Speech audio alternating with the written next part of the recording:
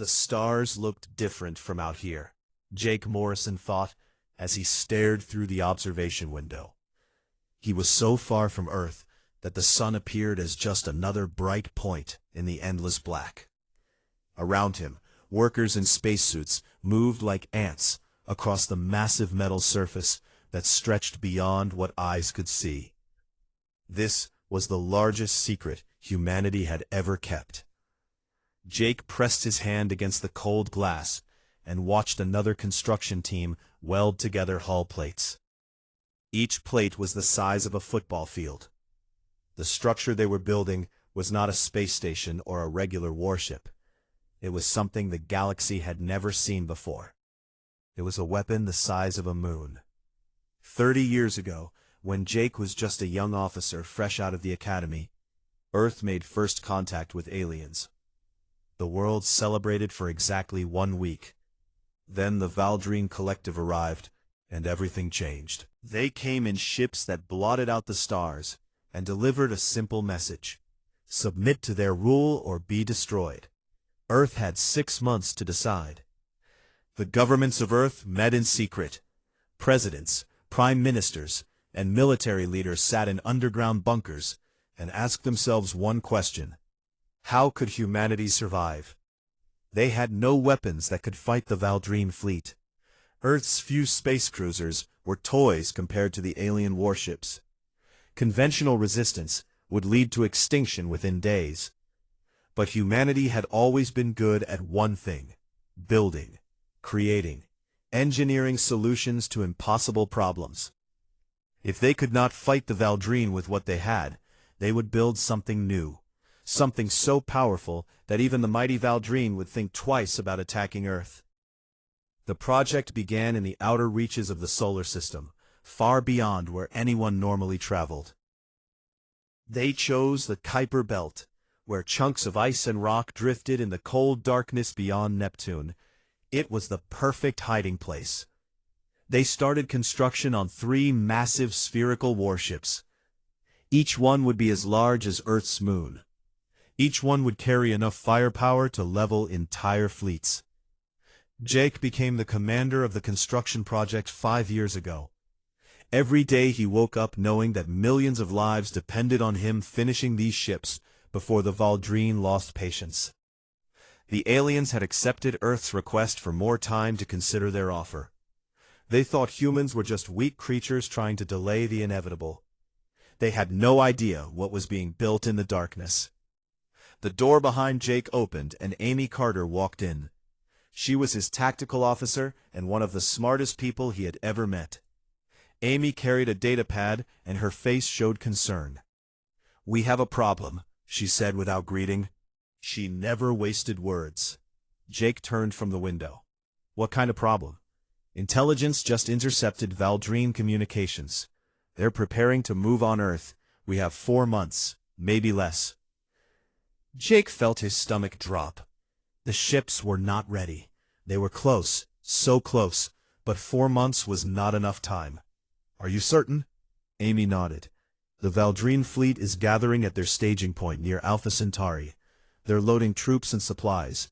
This is not a drill. They're coming." Jake walked to the wall screen and pulled up the construction schedule. 3 ships. Titan's Fury was 90% complete. Neptune's Wrath was at 85%. Solar Sovereign was only 70% finished. They needed at least 8 more months to complete all 3 and run proper tests. "We need to accelerate," Jake said. "Double the work shifts. Triple them if we have to." "The workers are already exhausted. We're pushing them 16 hours a day. Some are making mistakes from fatigue," Jake said firmly. "Then we accept the mistakes and fix them as we go. If we're not ready when the Valdrine arrive, there won't be anyone left to worry about fatigue." Amy studied him for a moment, then nodded. She understood. They all understood. This was not about perfect construction or following safety protocols. This was about survival. The entire human race was counting on them to finish these weapons in time. Over the next weeks, the construction sites became scenes of controlled chaos. Thousands of workers pushed themselves beyond normal limits. Welding crews worked until their hands shook. Engineers survived on coffee and stimulants. Transport ships brought materials from Earth in a constant stream. The three massive spheres slowly took shape in the darkness. He moved between the three construction sites, solving problems and making impossible decisions. When a critical component for Titan's Fury was delayed, he authorized stripping parts from Neptune's Wrath. When Solar Sovereign's main power core cracked during installation, he ordered them to patch it and continue rather than replace it. Every choice was a gamble. Every decision could mean success or disaster. Amy worked beside him, coordinating thousands of moving pieces. She managed supply lines, work schedules, and communication blackouts to keep the project hidden from Valdrine sensors. The aliens had scouts throughout the solar system, watching Earth for any signs of military buildup. So far, they suspected nothing. The massive ships were disguised as asteroids and planetoids. Special technology masked their energy signatures. 2 months passed, then 3. The Valdrine deadline was approaching. Jake stood in the command center of Titan's Fury, watching the final systems come online. Around him, control stations lit up with green indicators. The ship's artificial gravity activated. Life support started flowing. The weapons batteries powered up for the first time. Captain Ryan Foster, who would command Titan's Fury once it launched, walked up beside Jake. Ryan was a veteran of the old Space Navy, one of the few humans with actual combat experience against alien raiders. His face showed the same mix of awe and fear that Jake felt. "She's beautiful," Ryan said quietly, "and terrifying." Jake agreed. The ship was both. From the outside it looked like a small moon. From the inside it was a maze of corridors, weapons bays, and crew quarters. 50,000 people would live and work aboard Titan's Fury. The ship carried enough ammunition to fight for years. Its main cannon could punch through a planet's crust. "The other two?" Ryan asked. "Neptune's Wrath will be ready in 3 weeks," Jake replied. "Solar Sovereign needs 5 weeks, maybe 6. "And the Valdrine?" "They'll be here in 4 weeks." Ryan was quiet for a moment. "So we fight with what we have." "We fight with what we have," Jake confirmed. A message came through on Jake's communicator. It was Amy. "Sir, we're detecting unusual activity at the edge of the system. Multiple ships dropping out of faster-than-light travel." Jake's heart raced. "Valdrine?" "No," Amy said. "These are smaller, scout ships. They're scanning the outer planets." Jake realized what was happening. The Valdrine were sending advanced scouts to check Earth's defenses before the main fleet arrived. If those scouts discovered the 3 massive warships, the entire plan would fail. The Valdrine would either call in overwhelming reinforcements or attack immediately before the ships were ready. "Activate full stealth protocols," Jake ordered. "Shut down everything except minimum life support. Make these ships look dead." Across all 3 construction sites, lights went dark. Power signatures dropped to almost nothing.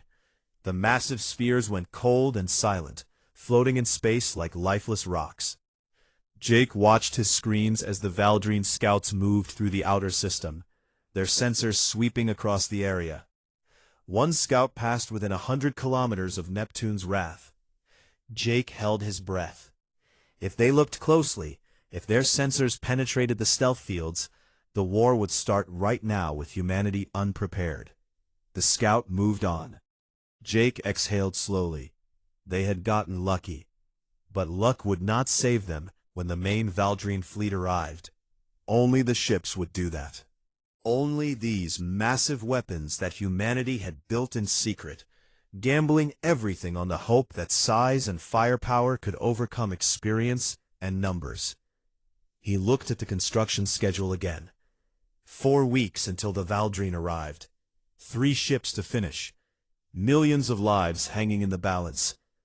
"Get everyone back to work," Jake said. Fleet Commander Zekthor stood on the bridge of his flagship and felt satisfaction. Before him, displayed on a massive holographic screen, was the assembled might of the Valdrine Collective. 10,000 warships floated in perfect formation, ready to bring another primitive world into the Empire. This would be routine. Easy. The humans would surrender or die. Zekthor had conquered 47 worlds in his career. He knew how these operations went. The inferior species would see the fleet, understand their hopelessness, and submit.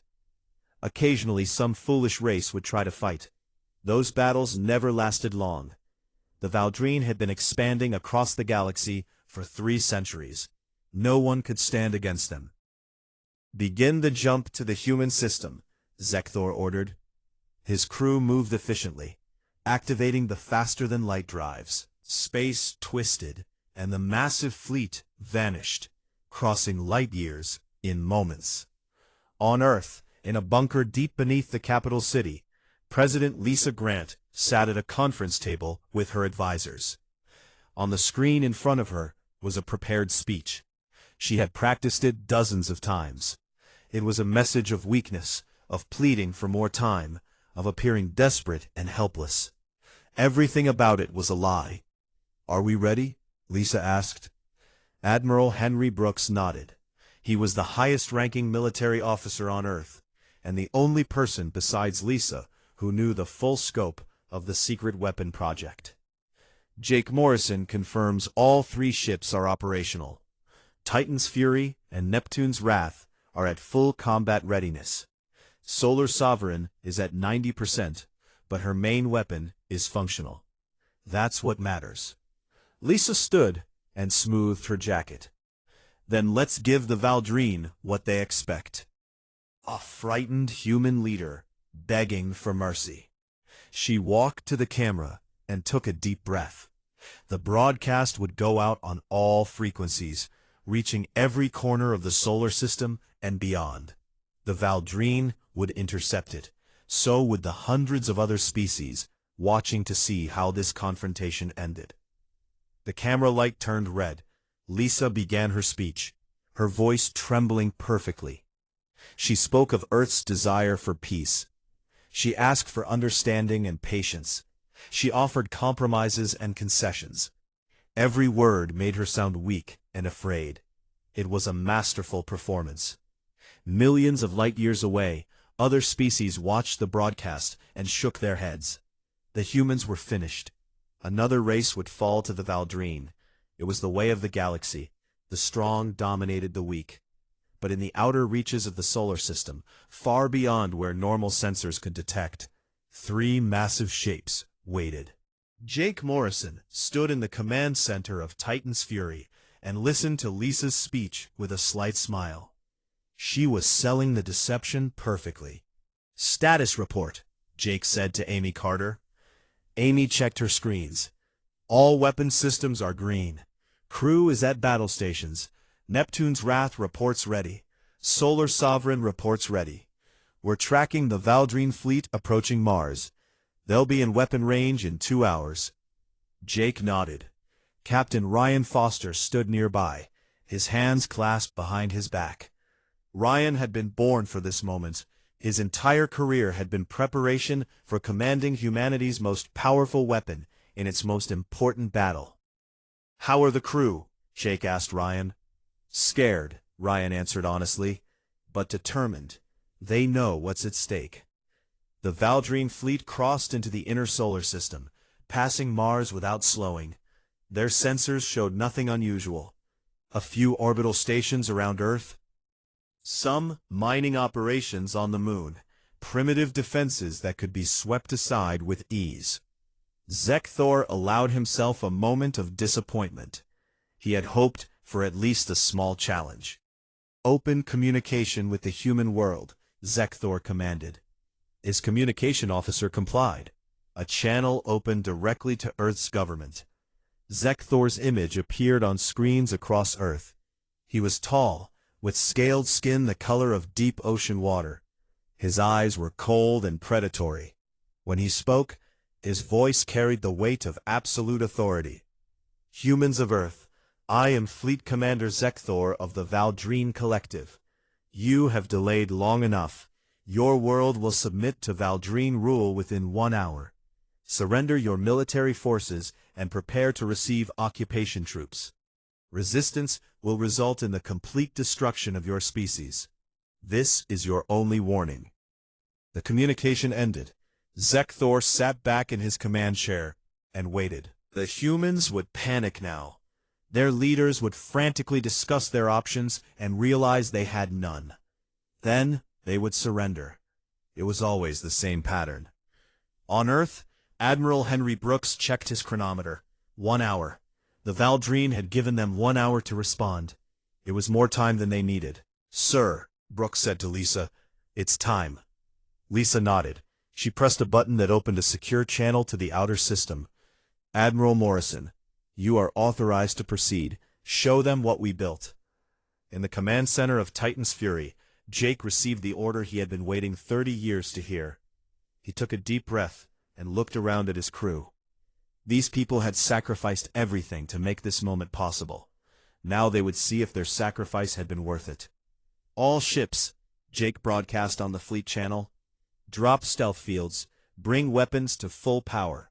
Prepare for combat operations." Across 3 massive vessels, systems that had been running silent roared to life. Power cores that had been masked suddenly blazed with energy. Stealth fields that had hidden moon-sized ships dissolved. On the bridge of his flagship, Zekthor was reviewing deployment plans when every alarm on the ship started screaming simultaneously. His tactical officer's voice cracked with shock. "Commander, massive energy signatures detected. 3 contacts at extreme range." Zekthor moved to the tactical display, irritated by the interruption. Probably asteroids or comets reflecting solar energy. His sensors could be overly sensitive sometimes. Then he saw the readings, and his blood went cold. 3 objects, each one registering as large as a small moon. Each one putting out energy levels that matched his entire fleet combined. Each one now visible on optical sensors as smooth metal spheres bristling with weapons. "What am I looking at?" Zekthor demanded. His tactical officer worked frantically at his console. "Unknown vessels, Commander. They appeared from nowhere. Stealth technology beyond our detection capability. Mass readings indicate each ship is approximately 3,000 kilometers in diameter." Zekthor stared at the display. It was impossible. Ships that size could not exist. The engineering required was beyond anything the Valdreen had achieved, and the Valdreen were the most advanced military power in the galaxy. These primitive humans could not have built such things. "It must be a sensor error," Zekthor said. "Ships of that size are impossible." His sensor officer shook his head. "All systems confirm, Commander. The readings are accurate. Those ships are real." Before Zekthor could respond, a communication came through from one of the massive vessels. A human appeared on his screen. It was a man in a military uniform, standing in what appeared to be a command center. The man's expression was calm and hard.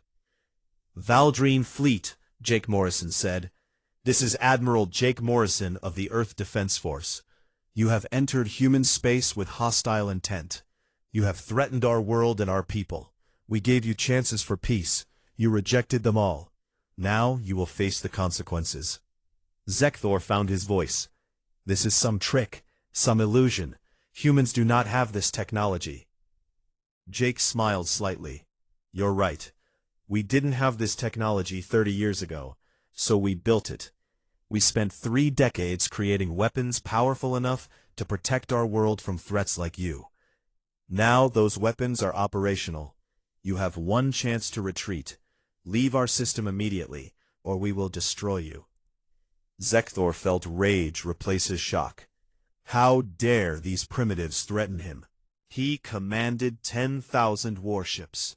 Even if those massive vessels were real, they were only 3 ships. Numbers would triumph. "You are fools," Zekthor growled.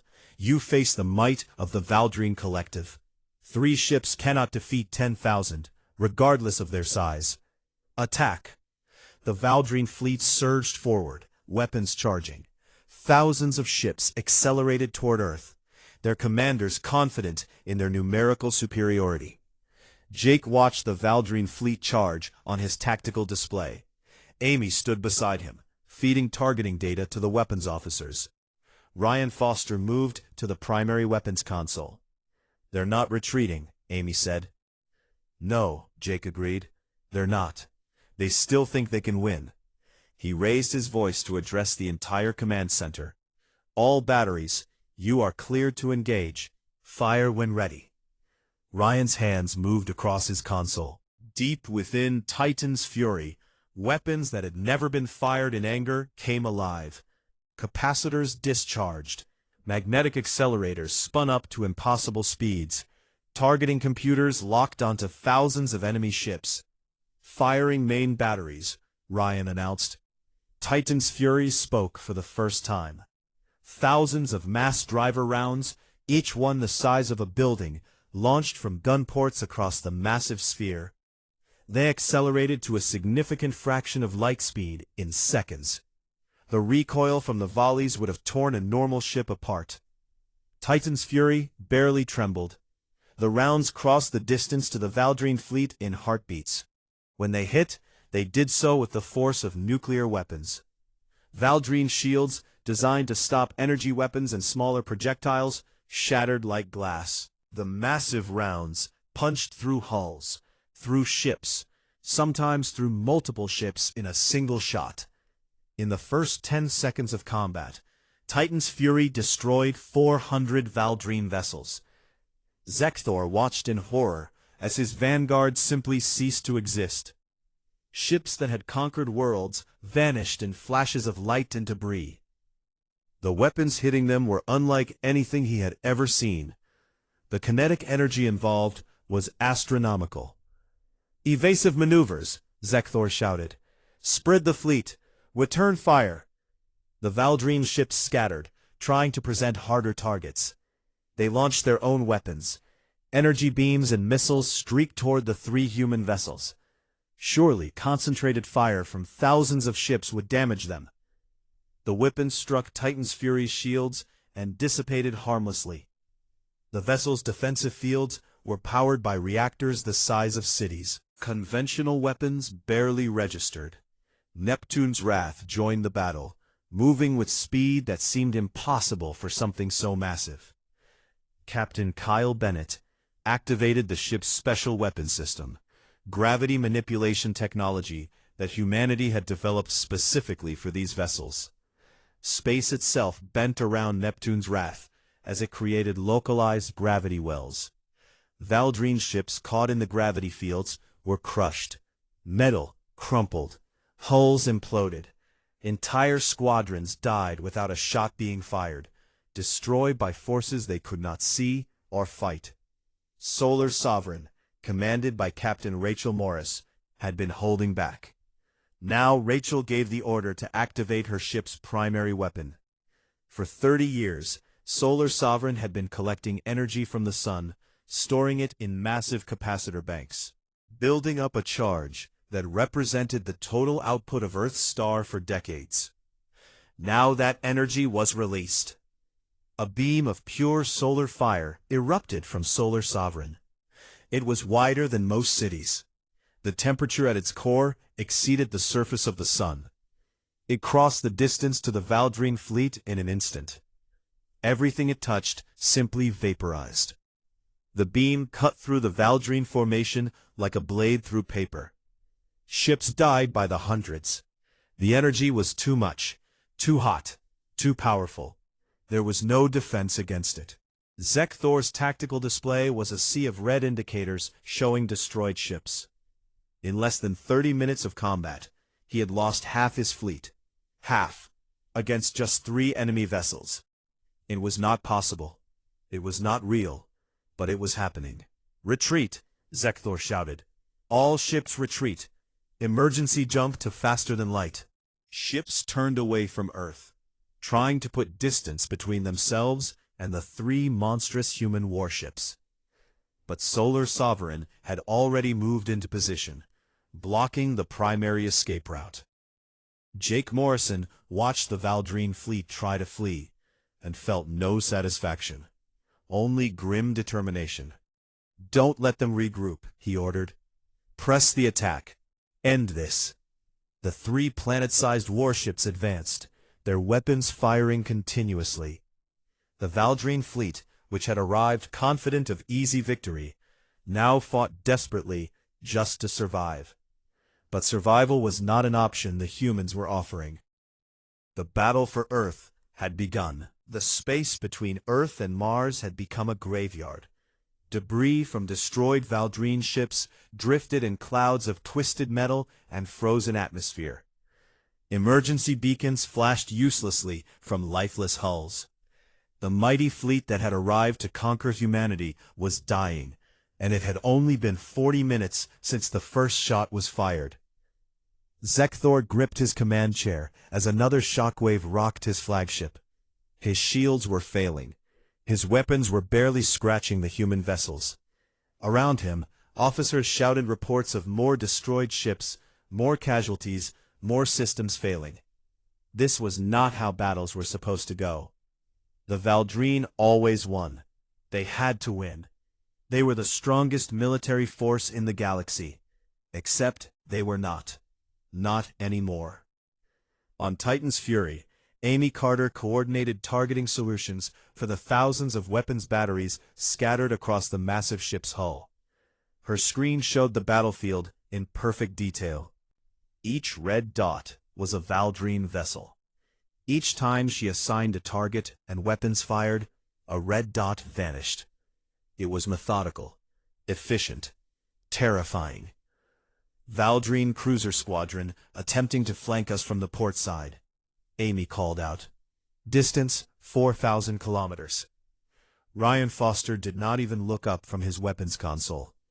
"Port batteries 3 through 7, engage and destroy." A section of Titan's Fury's hull lit up as massive cannons swiveled and fired. The rounds were visible for just a moment, glowing from atmospheric friction as they crossed through thin clouds of vaporized metal. They struck the Valdrine cruiser squadron with surgical precision. 6 ships exploded in rapid sequence. Jake Morrison watched the battle unfold from his command platform. He felt no joy in the destruction. These were living beings dying out there. The Valdrine might be aggressors, might be conquerors, but they were still people. Still individuals with lives and families. War was terrible, even when necessary. But it was necessary. The Valdrine had given Earth no choice. They had demanded submission or death. They had threatened every human alive. Jake would protect his species, no matter the cost. "Status on Neptune's Wrath?" Jake asked. Amy pulled up a display showing the second planet-sized warship. "Captain Bennett is using gravity well tactics to trap enemy squadrons. He's preventing them from scattering. Current kill count is 1,400 Valdrine vessels destroyed." Jake nodded. Kyle Bennett was a tactical genius. His use of Neptune's Wrath's gravity manipulation systems was creating kill zones that the Valdrine could not escape. Ships that tried to flee found themselves caught in artificial gravity wells, pulled into tight groups where the weapons fire from Neptune's Wrath could destroy dozens at once. On Neptune's Wrath, Kyle stood in his command center and monitored the gravity field generators. The technology was still new, still experimental in some ways. They had tested it on asteroids and abandoned satellites, but never in actual combat.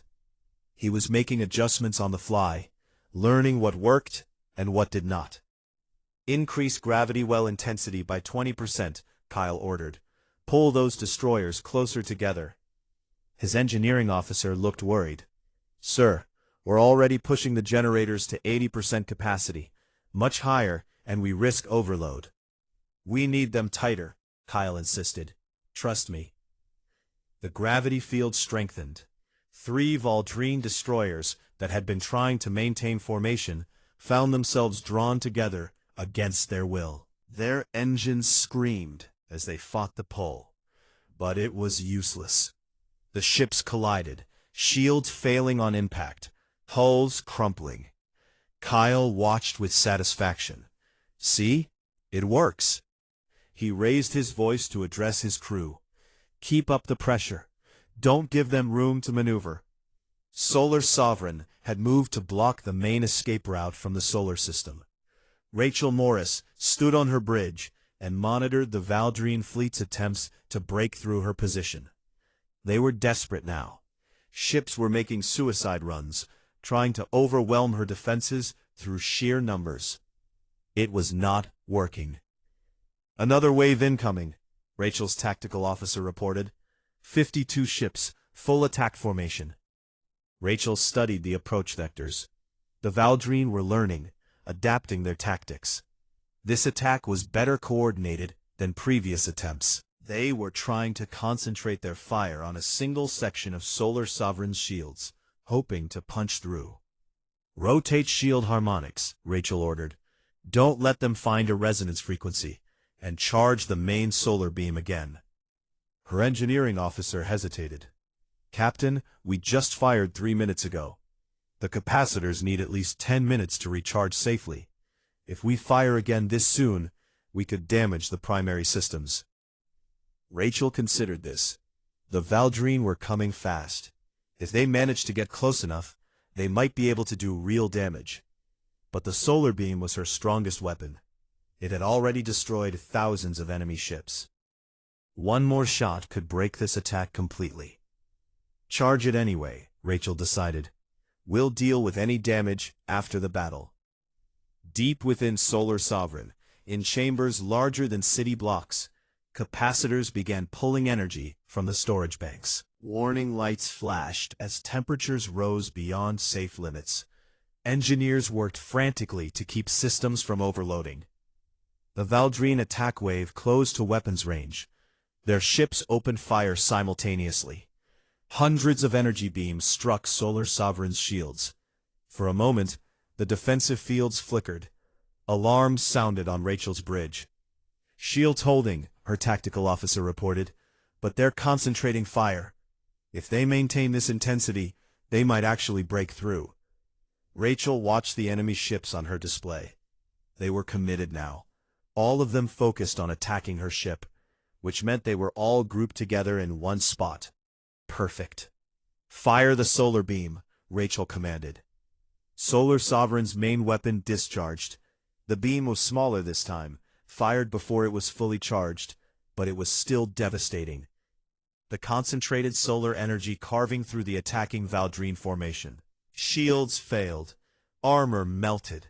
In 3 seconds, all 52 attacking vessels were destroyed. But the emergency discharge had consequences. Alarms blared across Solar Sovereign. Rachel's engineering officer shouted over the noise. Main capacitor bank is overheating. Temperature is critical. We need to shut down the solar beam system completely. Do it, Rachel ordered. Vent heat to space. Switch to secondary weapons. The solar beam had been Solar Sovereign's most powerful weapon, but the ship carried thousands of other guns. Conventional mass drivers, plasma cannons, missile batteries. They would be enough. Zekthor watched another squadron vanish from his tactical display. His fleet was down to less than 4,000 ships. In less than an hour, the humans had destroyed more than 6,000 Valdrine vessels. It was the worst military defeat in Valdrine history. We cannot win this battle, his second-in-command said quietly. We need to retreat. Regroup, report what we found here, and let High Command decide the next move. Zekthor wanted to argue, wanted to refuse. But his officer was right. Staying here meant dying here. The 3 human ships were simply too powerful. The Valdrine fleet's weapons were inadequate.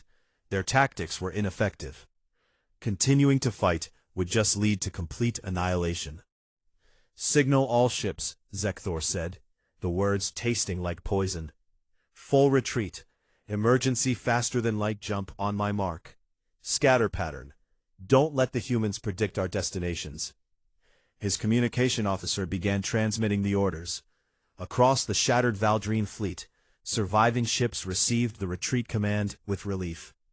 They had seen their comrades die. They had fired uselessly at enemies they could not hurt. Every captain was grateful for the order to flee. But the humans were not going to make escape easy. Jake watched the Valdrine fleet begin to scatter on his tactical display. Amy provided real-time analysis of their movements. "They're preparing to jump to faster-than-light speeds," Amy said. "Multiple vectors. They're trying to make sure we can't follow all of them." Jake considered his options. He could let them go. The battle was won. Earth was safe. The Valdrine had been beaten badly and would think very carefully before attacking again. Or he could press the advantage, destroy the fleeing ships, send an even stronger message to the galaxy about what happened when you threatened humanity. "Neptune's wrath, solar sovereign," Jake broadcast. "Target the retreating ships, maximum firepower. I want every vessel we can reach destroyed before they escape." Kyle and Rachel acknowledged the order. Their ships moved to intercept the fleeing Valdrine. Weapons that had been firing continuously for an hour kept firing. More enemy ships died.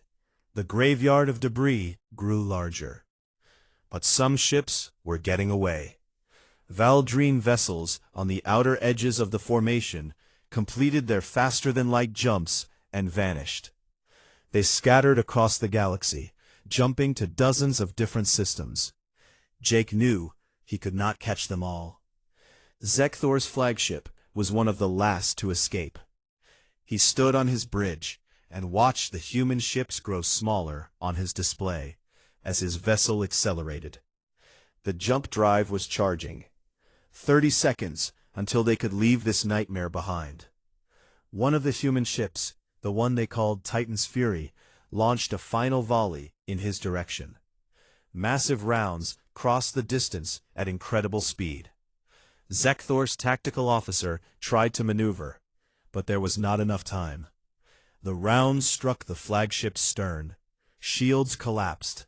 Armor crumpled. The engine section took heavy damage. But the ship survived. Barely. "Jump!" Zekthor shouted. His flagship tore a hole in space and vanished, leaving the solar system behind. Around him, his crew sagged with relief. They had survived. Against all odds, they had lived through a battle that had killed thousands of their comrades. Jake watched the last Valdrine ships escape and allowed himself a breath. The battle was over. Earth had won. The impossible had happened. 3 ships built in secret had defeated the most powerful military fleet in this region of space. "Stand down from combat alert," Jake ordered. "Begin damage assessment and casualty reports." Around the command center, crew members relaxed slightly. Some were crying, some were laughing with relief. They had been preparing for this battle for years, and now it was over. They had won. Amy approached Jake with a datapad. "Preliminary numbers. We destroyed approximately 7,200 Valdrine vessels. Approximately 2,800 escaped to faster-than-light speeds. Valdrine casualties are estimated at over 15 million. Jake felt the weight of those numbers. 15 million lives. Even if they were enemy lives, it was still a staggering death toll. What about us? Titan's Fury took minor damage. Shield generators are at 40% capacity, but recovering. No casualties. Neptune's Wrath reports some stress damage to the gravity manipulation systems. 2 injured crew members from a control station accident. Solar Sovereign has major damage to the primary weapon capacitor banks. 3 crew members killed when a capacitor exploded. 16 injured. 3 dead, against 15 million. The mathematics of war were brutal and cold. Jake had protected Earth and humanity, but the cost to the Valdrine had been catastrophic. "The galaxy is watching," Amy continued. "Every species with faster-than-light communication capability just witnessed this battle. The news is spreading. Humanity just announced itself as a major military power." Jake nodded slowly. The secret was out now. The 3 planet-sized warships were no longer hidden weapons. They were known. The galaxy knew what Earth had built. That would change everything. On Earth, President Lisa Grant addressed the planet. Billions of people watched as she explained what had happened. The secret construction project, the 30-year effort, the battle that had just concluded. She spoke carefully, choosing words that would reassure humanity while not provoking other alien species. "We built these weapons to protect ourselves," Lisa said. "Not to conquer, not to dominate. We want peace, but we will defend our freedom with everything we have. Today we proved that Earth cannot be bullied, cannot be threatened, cannot be conquered. We stand as equals in this galaxy, and we will keep standing." Across the solar system, the 3 massive warships took up defensive positions around Earth. Titan's Fury, Neptune's Wrath, and Solar Sovereign. 3 moons that could fight. 3 weapons that had changed the balance of power in the galaxy. Jake looked out at the debris field one more time. This was just the beginning. The Valdrine would report what happened here. Other powers would learn about the planet-sized warships. Some would want to be allies. Some would see humanity as a threat. The galaxy would never be the same. But Earth was safe. For now, that was enough. The news spread across the galaxy at the speed of light, carried by quantum communication networks that connected civilizations across countless star systems. What had happened at Earth was impossible. A species that most of the galaxy barely knew existed had just destroyed the Valdrine fleet. Not defeated, destroyed. The difference was important. On the world of Viridian Prime, home to the Viridian Assembly, President Kira watched the battle recordings for the 5th time. Her advisors sat around the conference table in silence. The images showed everything. 3 massive human ships appearing from nowhere. The Valdrine fleet's confident approach. Then the slaughter, because that was the only word for it. Slaughter. "How large did you say these ships were?" Kira asked her military commander. "Each one is approximately 3,000 kilometers in diameter," the commander replied. "For comparison, that is larger than our entire moon. Each ship carries more firepower than our entire navy combined." Kira felt a chill. The Viridian Assembly had been conquered by the Valdrine 40 years ago. They lived under occupation, their freedom crushed, their resources taken to feed the Valdrine war machine. They had tried to resist once. The Valdrine had destroyed their fleet in hours and bombarded 3 cities from orbit as punishment. Since then, the Viridian people had accepted their fate. But now, watching human weapons tear through Valdrine ships like they were made of paper, Kira felt something she had not felt in decades. Hope. "Can we contact the humans?" Kira asked. Her communication minister nodded. "Earth has published open diplomatic channels. They are accepting messages from all species." "Then send them a message," Kira ordered. "Tell them the Viridian Assembly wishes to discuss a mutual defense agreement. Tell them we have information about the Valdrine that they will want to know." Across the galaxy, similar conversations were happening. Species that had been conquered by the Valdrine were celebrating. Species that had lived in fear of Valdrine expansion were reassessing their positions. And the major powers, the empires that controlled vast territories, were holding emergency sessions to discuss this new threat. In the Korvath Empire, the largest and most powerful nation in the known galaxy, Emperor Korthax reviewed intelligence reports about the battle. He sat on his throne, old and wise and deeply concerned. The Korvath had been expanding for 1,000 years. They controlled 1/3 of all known space. They had crushed rebellions, conquered hundreds of worlds, and maintained order through overwhelming military superiority. Now there was a species that could build ships the size of moons, ships that could destroy fleets. The Valdrine had been useful to the Korvath as a buffer state, controlling territory on the Empire's borders. Now the Valdreen were broken, and these humans were the ones who broke them. "What do we know about Earth?" Korthax asked his intelligence director. "Not much, Emperor. They made first contact with the Valdreen about 15 years ago. We have records of a few trade encounters. They seemed primitive, certainly not capable of this level of technology."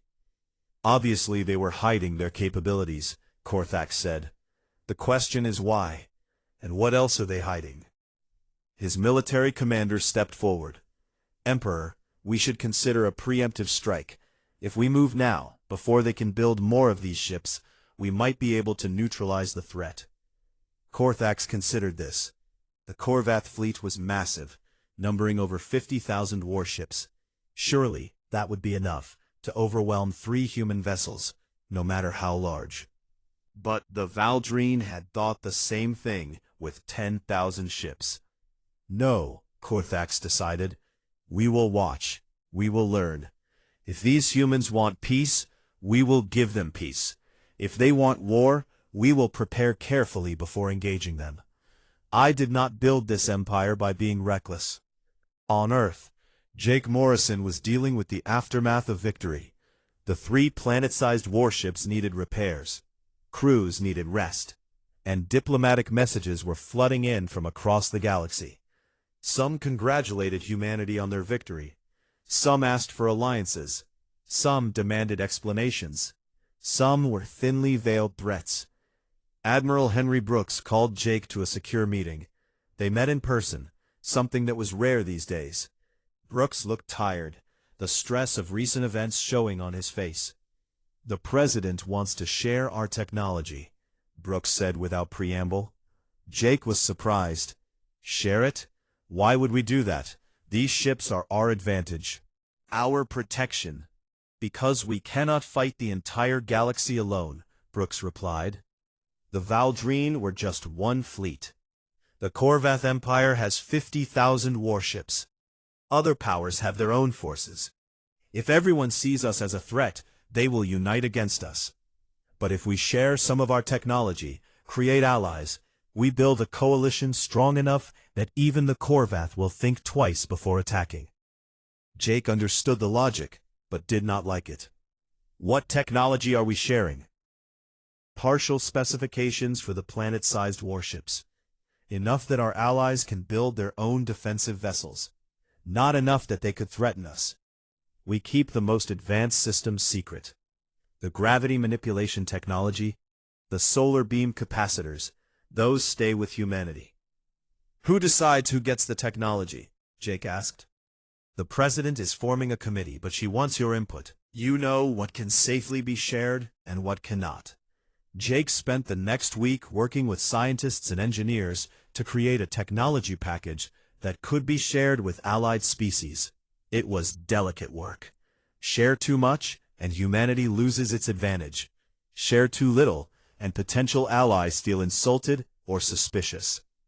While Jake worked on technology transfers, Amy Carter was leading a different project.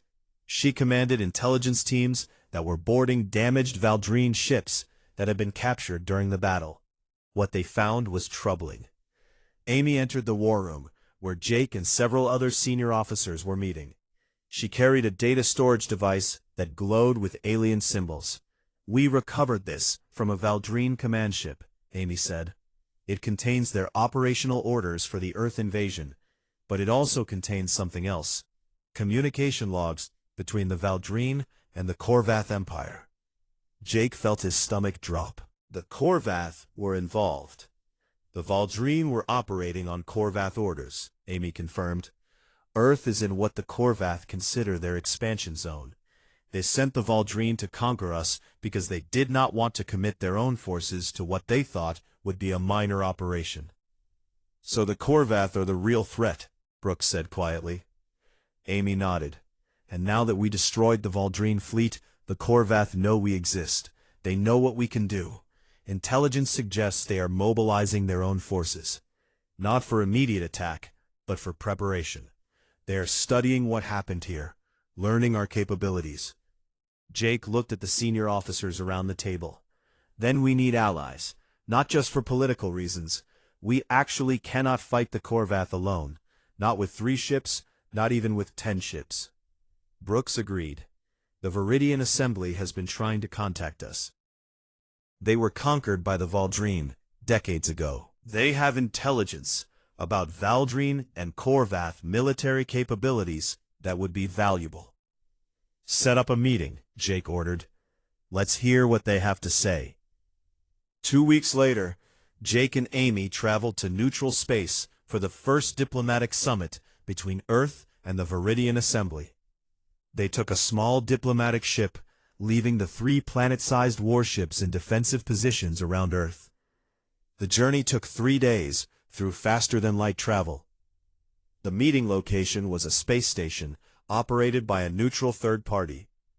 When Jake and Amy arrived, they found representatives from not just the Viridian Assembly, but from a dozen other species. All of them had been conquered or threatened by the Valdrine. All of them wanted to talk about forming an alliance. President Kira of the Viridian Assembly greeted them personally. She was a tall, elegant being with skin that shifted colors based on her emotions. Right now, it showed hope, tinged with nervousness. "Thank you for meeting with us," Kira said. "What you did at Earth gave hope to species across the galaxy. We want to help ensure that hope becomes reality." The negotiations lasted for days. Species shared intelligence about the Valdrine and Corvath military structures. They discussed military cooperation, technology sharing, and mutual defense agreements. Some species wanted immediate action against their occupiers. Others preached caution. Jake found himself becoming the de facto military leader of what was starting to be called the Free Galaxy Alliance. People looked to him because he commanded the ships that had proven they could stand against the major powers. It was a responsibility he had never wanted, but could not refuse. On the 4th day of negotiations, alarms suddenly blared through the station. The station commander's voice came over the communication system. "All delegates, we have an emergency. Multiple ships just dropped out of faster-than-light travel nearby. They are Corvath design. They are not responding to hails." Jake and Amy rushed to the station's command center. On the tactical display, they could see 5 Corvath battlecruisers surrounding the station. They were not firing, but their weapons were charged and ready. A communication came through. A Corvath admiral appeared on the screen. "This is Admiral Vex of the Corvath Empire. We know you are holding talks about forming an alliance against the Empire. We are here to deliver a message. The Corvath Empire does not tolerate rebellion. Any species that joins this alliance will be considered hostile. Any species that shares technology with Earth will face consequences." Jake stepped forward so the Corvath could see him. "This is Admiral Jake Morrison of Earth. You have no authority here." Vex smiled coldly. "We have the authority of our weapons, human. You defeated the Valdrine. Congratulations, but the Valdrine were weak. Do not mistake that victory for the ability to stand against the Corvath Empire. We have thousands of ships. You have 3. Think carefully before you challenge us." The communication ended. The Corvath ships held position for another hour, a visible threat, then jumped away. The delegates gathered again, shaken by the Corvath show of force. Some species were reconsidering their participation in the alliance. The Corvath threat was real and immediate. Kira stood and addressed the group. "The Corvath want us to be afraid. They want us to scatter and hide and accept their domination. But I am tired of being afraid. For 40 years my people have lived under Valdrine occupation, which was really Corvath occupation. I say no more.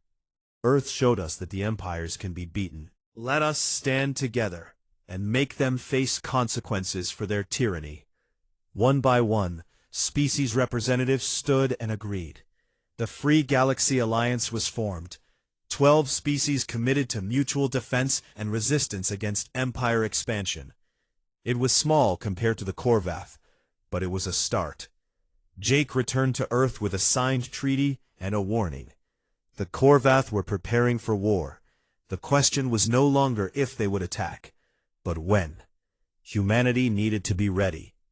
As his ship approached Earth, Jake looked at the 3 massive warships standing guard over his homeworld. They had won the first battle, but the real war was just beginning.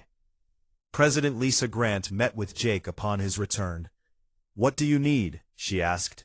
"Time," Jake replied. "We need to build more ships. We need to help our allies build their own defenses.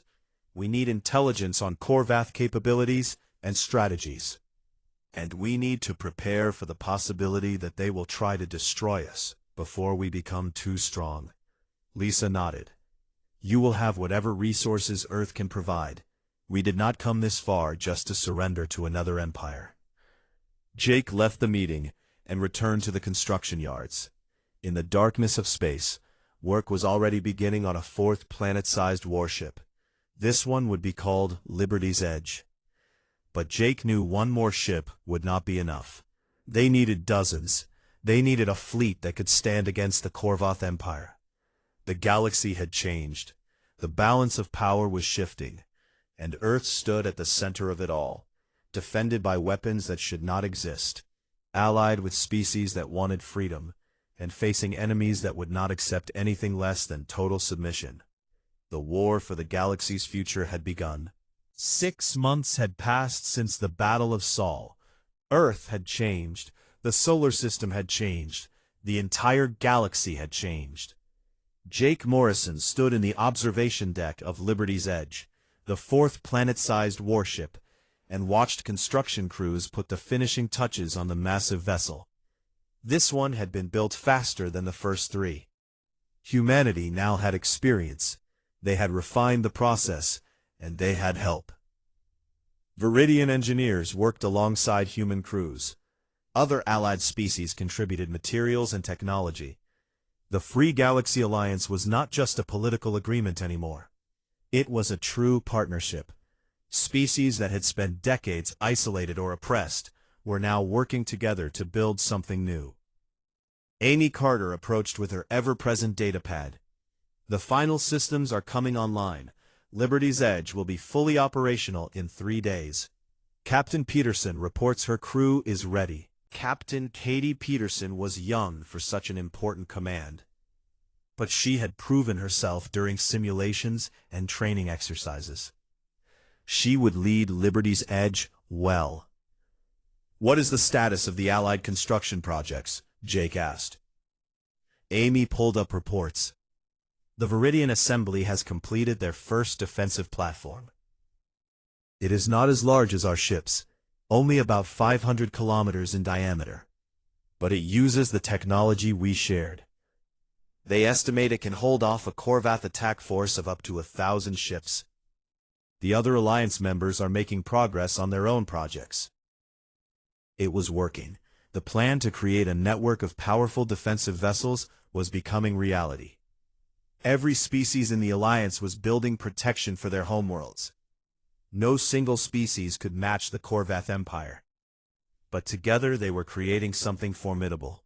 On the Korvath throne world, Emperor Korthax held court with his advisors. Reports from across the Empire told the same story. The Free Galaxy Alliance was growing. More species were joining every week, and they were all building weapons based on Earth technology. "This cannot continue," Korthax's military commander argued. "Every day we wait, they become stronger. We should attack now while we still have overwhelming superiority." But Korthax was old and wise. He had ruled the Empire for 2 centuries. He understood that sometimes the appearance of strength was more important than using strength. "If we attack Earth directly, we will win," Korthax said. "But at what cost? How many ships would we lose? The humans proved they can destroy thousands of vessels in a single battle. Even if we send 50,000 ships, we might lose half of them, taking their system. And while we are fighting at Earth, what happens to the rest of the Empire? Does rebellion spread? Do other powers see us weakened and attack?" His advisors were silent. The Emperor was right. The Korvath Empire was vast, But that vastness was also a weakness. They could not concentrate all their forces in one location without leaving other areas vulnerable. "We will negotiate," Korthax decided. "Send a diplomatic mission to Earth. Offer them a treaty. We acknowledge their sovereignty. They agree not to expand beyond certain boundaries. We avoid a costly war and maintain the Empire's stability." His military commander looked unhappy, but did not argue. The Emperor had spoken. On Earth, President Lisa Grant received the Korvath diplomatic proposal with suspicion. She sat in her office with Jake, Admiral Brooks, and several other advisors, reading through the treaty terms. "They want us to agree not to expand beyond our current territory," Lisa said.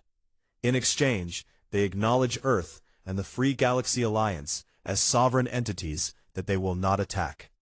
"It is a trap," Brooks said immediately. "They are trying to box us in, limit our growth while they consolidate their own power. In 10 years, they will be strong enough to break the treaty and destroy us." Jake was not so sure. "Or they are genuinely concerned about the cost of fighting us. Think about it. They have watched us destroy the Valdrine fleet. They know we have allies now. They know we are building more ships. Maybe they have decided that peace is more profitable than war." Lisa looked at the treaty again. "What do you recommend?" "Negotiate," Jake said, "but from a position of strength. We agree to boundaries, but we define where those boundaries are. We get guarantees that species who want to join the Alliance can do so without Korvath interference. We make this a real peace, not just a delay before the next war." Lisa agreed. Over the next months, human diplomats worked with Korvath representatives to hammer out a treaty. It was difficult work. Both sides tried to gain advantages, but slowly progress was made. While the diplomats talked, Jake focused on a different problem. Amy had discovered something troubling in intelligence reports. A rogue faction within the Korvath Empire disagreed with the Emperor's peace policy. They believed Earth should be destroyed before it became too powerful, and they were planning something. Jake called a meeting with his senior staff on Titan's Fury. Kyle Bennett and Rachel Morris joined via video link from their own ships. The 4 captains who would command humanity's defensive fleet were all present. "We have intelligence that a Korvath rogue faction is planning an attack on Earth," Jake explained. "They are using experimental technology, something called phase shift drive, that allows ships to travel through a different dimension of space. Our sensors cannot detect them until they emerge." "Unknown," Amy replied. "Could be a dozen, could be 100. The intelligence is incomplete, but the attack is coming soon, within days." Rachel asked the important question: "How do we defend against an enemy we cannot see?" Jake had been thinking about that. "We cannot detect them in phase shift, but they have to emerge from phase shift to attack. When they do, they will be vulnerable. We need to be ready to respond instantly. All ships on high alert, weapons hot. The moment they appear, we hit them with everything we have." The defense plan was distributed to all Alliance forces. Earth's orbital platforms were manned at full capacity. The 4 planet-sized warships took up positions around the solar system. Smaller human vessels patrolled the space between planets. Everyone waited. The attack came 3 days later, in the early morning hours by Earth time. Space simply tore open near Mars, and 12 Korvath battlecruisers emerged from phase shift. They were larger and more heavily armed than standard Korvath vessels. These were built specifically for this mission, built to kill. But Neptune's wrath was nearby. Kyle had positioned his ship at Mars, because the intelligence suggested the attack would come from that direction. The moment the Korvath ships appeared, his sensors locked onto them. "All batteries fire," Kyle ordered. Neptune's wrath opened up with every weapon it had. The Korvath ships had just emerged from phase shift. Their shields were not fully powered. Their weapons were still charging. They were vulnerable for just a few seconds. Those few seconds were all Kyle needed. Mass driver rounds tore into the Corvath battlecruisers. Plasma cannons burned through armor. And then Kyle activated the gravity manipulation systems. He had been practicing for 6 months, learning the technology, mastering its use. Now he pushed it to the absolute limit. Space bent around Neptune's wrath. Gravity wells appeared, pulling at the Corvath ships. But Kyle did something new, something he had only tested in simulations. He folded space itself, creating a barrier between normal space and phase shift space. The effect was devastating. The Corvath ships were caught between dimensions, half in normal space, half trying to retreat to phase shift. The dimensional stress tore them apart. Ships that had cost billions to build and years to construct simply broke. Metal screamed. Hulls cracked. Crews died. In 30 seconds, all 12 Corvath battlecruisers were destroyed or disabled. But the victory came with a cost. The gravity manipulation systems on Neptune's wrath overloaded from the extreme use. Explosions rippled through the ship's engineering sections. Kyle felt his vessel shudder and heard alarms blaring. "Damage report," he shouted over the noise. His engineering officer's voice was strained. "Main gravity generators are offline. We have breaches on decks 15 through 22. Casualties reported. Power is failing across multiple sections." Kyle made the hard decision. Evacuate the damaged sections. Seal the breaches. Get us stable. Amy, watching from Titan's Fury, saw Neptune's wrath's power signature drop dangerously low. "They are hurt bad," she told Jake. "They need help." Jake was already moving. "Take us to Neptune's wrath, full speed, and get repair ships moving from Earth. I want every available crew working on getting Kyle's ship back online." The Battle of Mars, as it would later be called, was over in minutes. The Corvath rogue faction's attack had failed completely. But Neptune's wrath had paid a heavy price. 300 crew members were dead from the explosions and hull breaches. The ship would need months of repairs before it could fight again. Emperor Corthax, when he heard about the rogue attack, was furious. He had been trying to negotiate peace, and factions within his own empire had attempted to start a war. He ordered a purge of the military leadership, removing anyone who had supported or enabled the attack. Then he did something unprecedented. He personally traveled to meet with President Lisa Grant. The meeting took place on a neutral space station, similar to where the Free Galaxy Alliance had first formed. Corthax arrived with minimal security, a gesture of good faith. Lisa met him with Jake and several advisors. Corthax was old, his scaled skin marked with patterns that showed age and wisdom. When he spoke, his voice carried the weight of 2 centuries of rule. "President Grant, what happened at Mars was not authorized by the Empire. It was the action of fools who did not understand the new reality of our galaxy. I have dealt with them. I want you to know that the Corvath Empire genuinely seeks peace with Earth and your alliance." Lisa studied him carefully. "Why? Your empire is vast. You could crush us if you truly committed your full forces." "Could we?" Corthax asked. "Yes, probably. But the cost would be catastrophic. I would lose thousands of ships, tens of millions of lives. And for what? To conquer one species that wants only to be left alone? I am an emperor, not a fool. Peace is more valuable than territory." The negotiations continued for days. In the end, a treaty was signed. The Corvath Empire and the Free Galaxy Alliance agreed to recognize each other's sovereignty. Borders were established. Trade agreements were made. Mechanisms for dispute resolution were created. It was not perfect. Both sides would continue to watch each other with suspicion.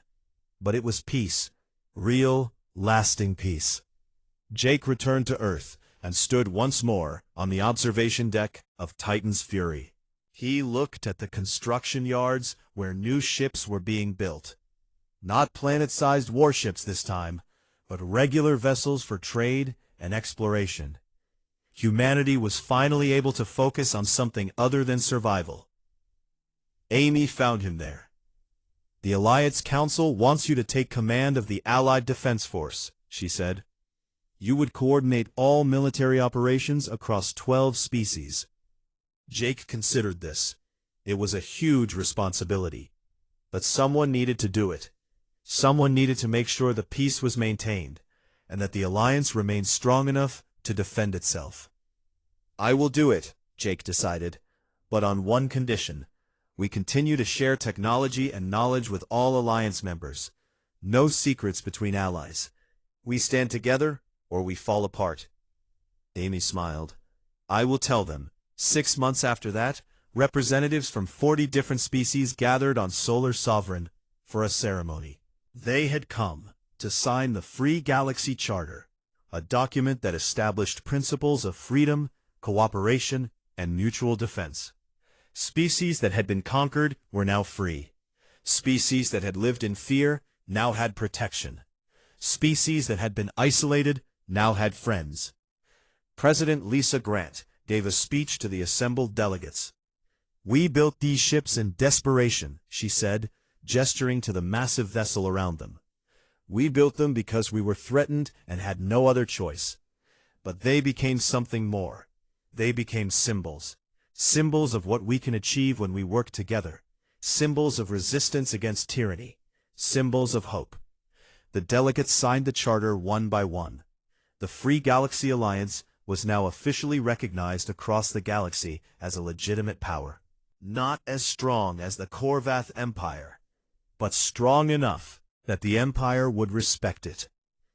Jake stood with Katie Peterson, the captain of Liberty's Edge, and watched the ceremony. 3 more planet-sized warships were under construction, this time built in partnership with allied species. Each one would protect multiple star systems. Each one would be a guardian of freedom. "Do you think the peace will last?" Katie asked. Jake thought about that. Nothing lasts forever. Someday there will be new threats, new challenges.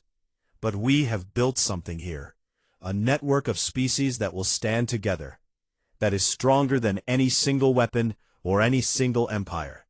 Rachel Morris joined them on the observation deck. Her ship, Solar Sovereign, was fully repaired now. The damaged capacitor banks had been replaced with even better systems. Admiral Brooks just sent a message. "The Korvath have requested a joint scientific mission. They want to work with us on exploring a newly discovered sector of space." Jake smiled. 6 months ago, the Korvath had been enemies, planning humanity's destruction. Now, they wanted to work together. It was progress. Slow, careful progress, but progress nonetheless. The ceremony concluded. The delegates departed to their homeworlds, carrying news of the Alliance and the Charter. Jake remained on Solar Sovereign, looking out at the stars. Somewhere out there were species that had not yet made contact with the wider galaxy. Species that might need help someday. Species that the Alliance could protect. The 3 original planet-sized warships, Titan's Fury, Neptune's Wrath, and Solar Sovereign, had been built in secret to save one world. Now they stood as guardians of many worlds. Now they represented something larger than just human survival. They represented the possibility that different species could work together, could build something better than empires and conquest. Jake thought about the 30 years of construction, the sacrifices made, the lives lost, the workers who had damaged their health building these weapons. It had been worth it. Not just because Earth survived, but because that survival had led to something greater. The Age of Empires was not over. The Korvath still controlled vast territories. Other powers still dominated their regions of space. But now there was an alternative. Now there was an alliance of free species that would stand together against oppression. Admiral Jake Morrison, commander of humanity's defensive fleet and leader of the Free Galaxy Alliance military forces, stood on the observation deck and watched the construction yards. The lights of welding torches sparkled in the darkness as new ships took shape. the galaxy would never be the same. Humanity had made sure of that. Not through conquest, not through domination, but through the simple act of building weapons powerful enough to defend what they loved, and then choosing to share that power with others who wanted the same thing. Freedom, dignity, the right to exist without fear. The planet-sized warships had been humanity's secret. Now they were the galaxy's hope, and that made all the difference.